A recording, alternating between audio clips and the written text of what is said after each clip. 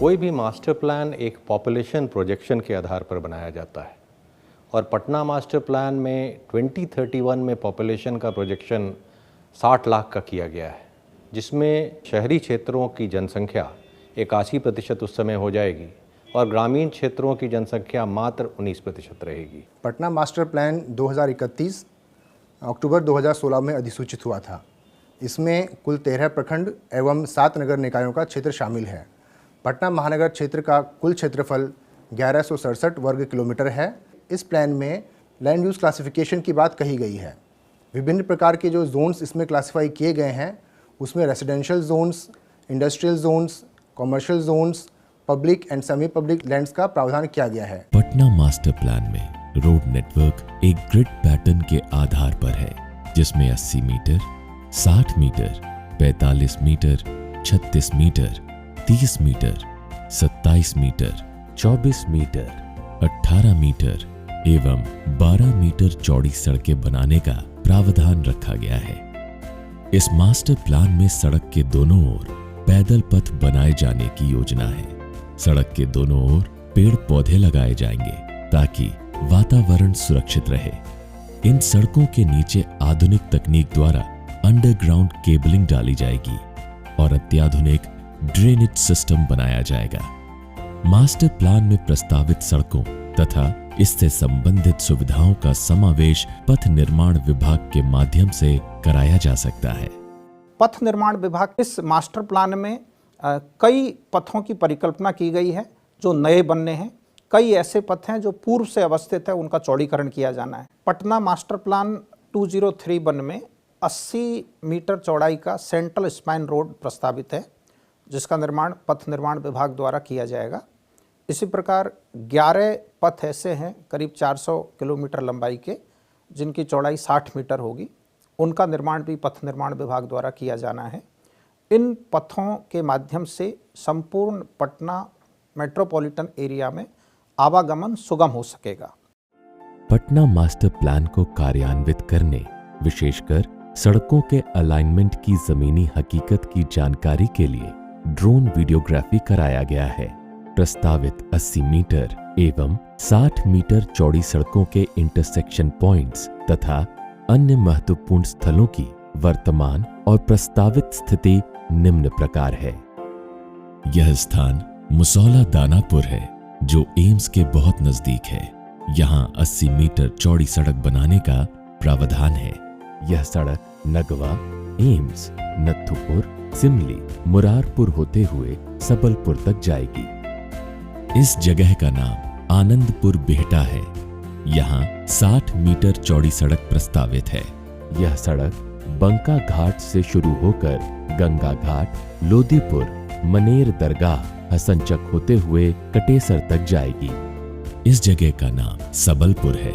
यह बंका घाट स्टेशन के समीप है। इस स्थान पर 80 मीटर चौड़ी सड़क बनाए जाने की योजना है। यह सड़क नगवा, एम्स, नत्थुपुर, सिमली, मुरारपुर होते हुए सबलपुर तक जाएगी। यह स्थान दीघा दियारा है, जो दानापुर खगौल में स्थित है। यहाँ 60 मीटर चौड़ी सड़क प्रस्तावित है। यह सड़क कुर्जी से शुरू होकर खगौल बस स्टॉप, दरवेशपुर दियारा होते हुए महादेवा तक जाएगी। यह स्थान माधोपुर मनेर है।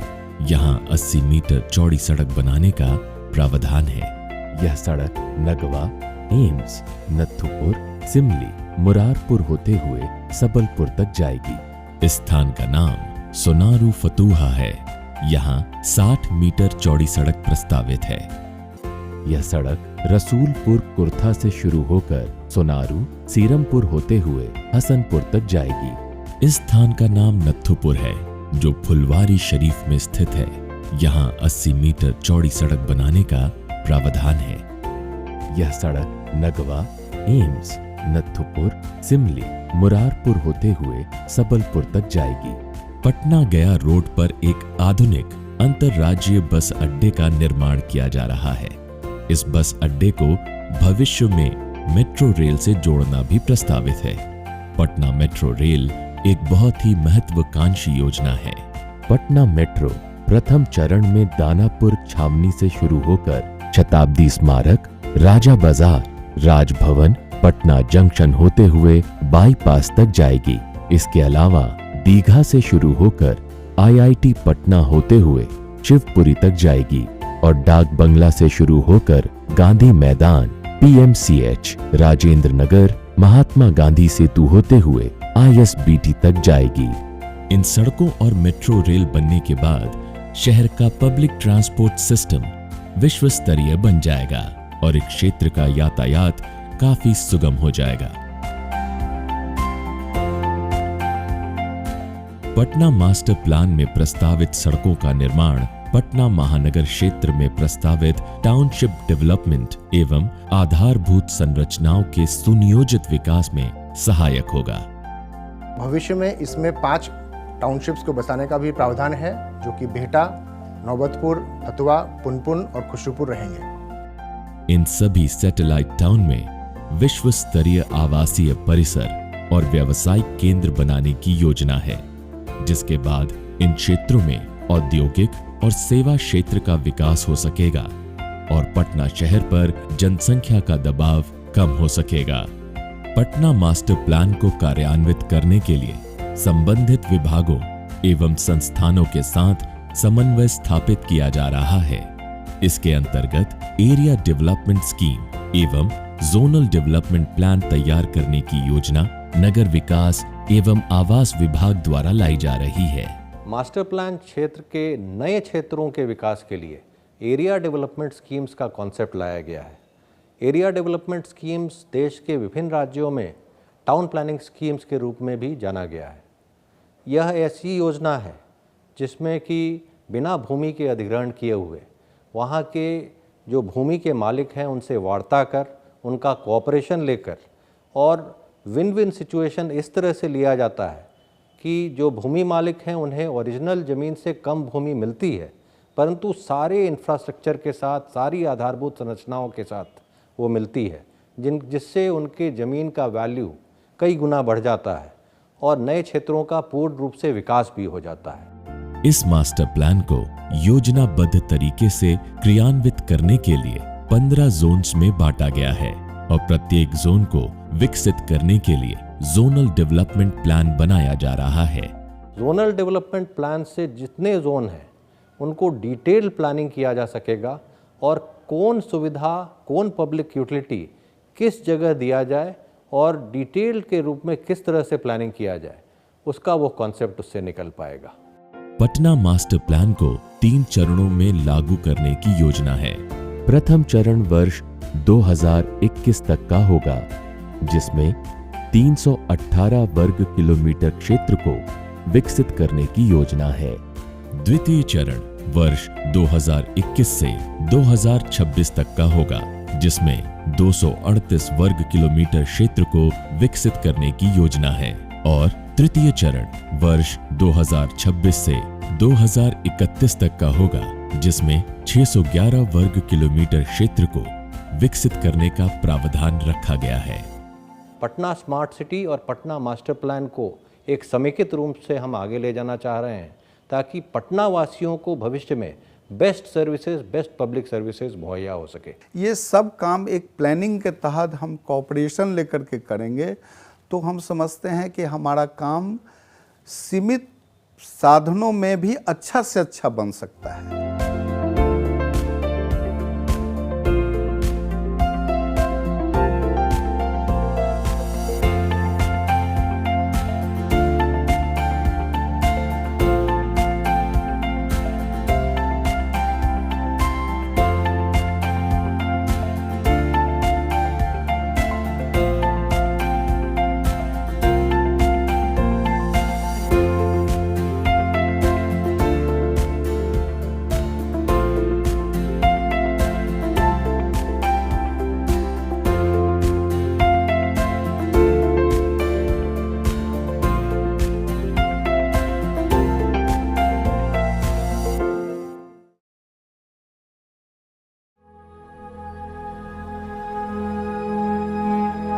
In the year 2016,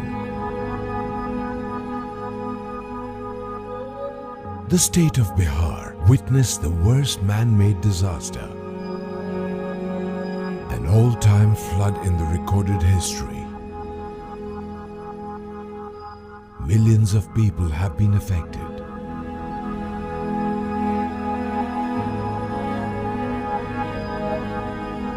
The silt deposition increased many-fold after the construction of the Farakka barrage and is the root cause of this terrible deluge.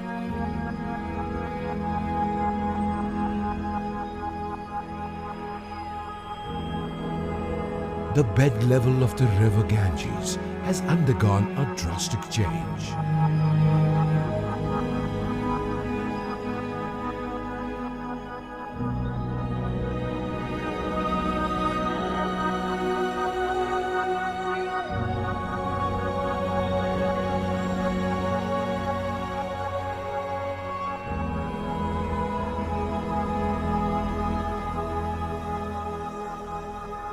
Farakka barrage had affected adversely the upstream areas of the river owing to the constricted flow and obstruction in the natural flow of the river.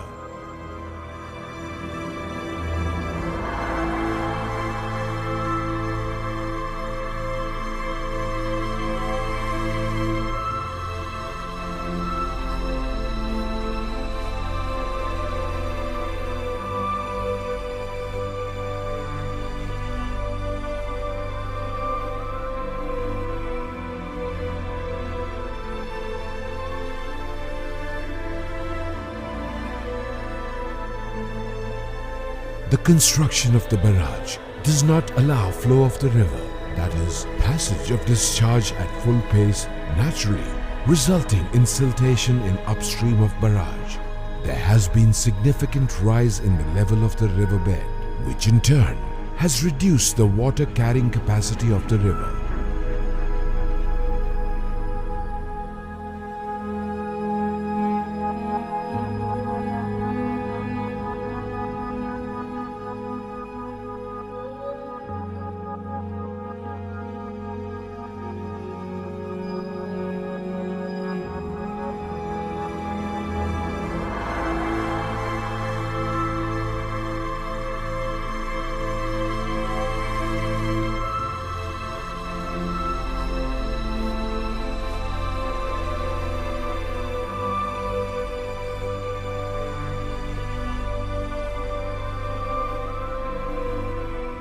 The silt deposition was very minimal before the construction of the Farakka barrage.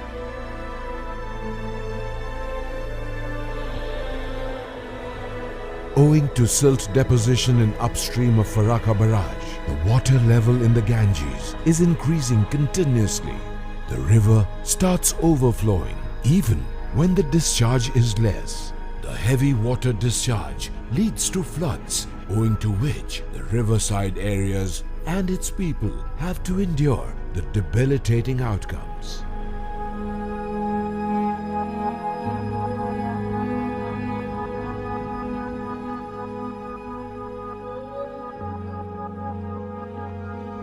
It is because of the continuous deposition of silt that in 2013, the water level crossed the previous high water level and reached to 34.50 meters at Bhagalpur.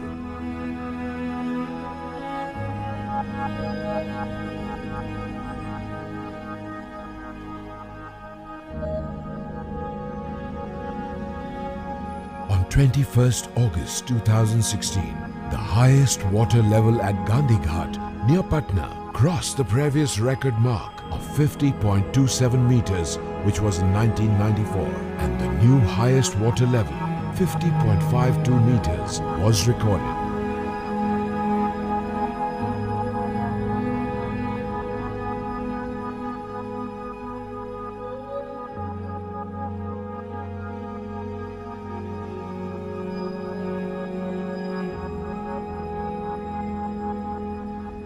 On 22nd August 2016, Hathida crossed previous highest water level, which was 43.15 meters in 1991, and the new highest water level of 43.18 meters was recorded.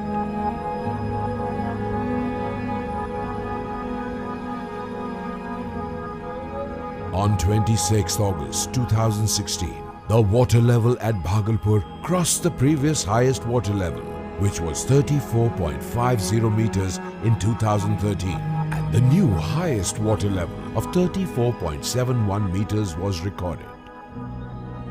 The unprecedented floods that we see in Bihar and UP are largely due to contribution from the two dams. Bansagar Dam along Son River in Madhya Pradesh in the upstream, and Farakka Dam on the Ganga River in West Bengal. Notably, Mr. Kapil Bhattacharya, Engineer-in-Chief of West Bengal, had warned about absence of sufficient water, catastrophic floods and sedimentation in the upstream back in the 1970s.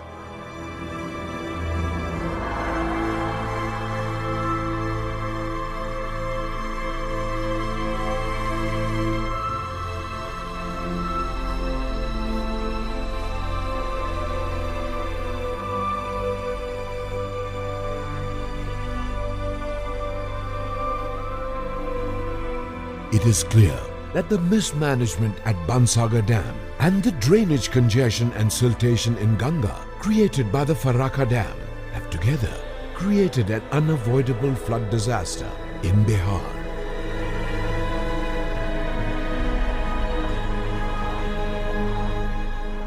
The Farakka issue is extremely serious and cannot be ignored any longer.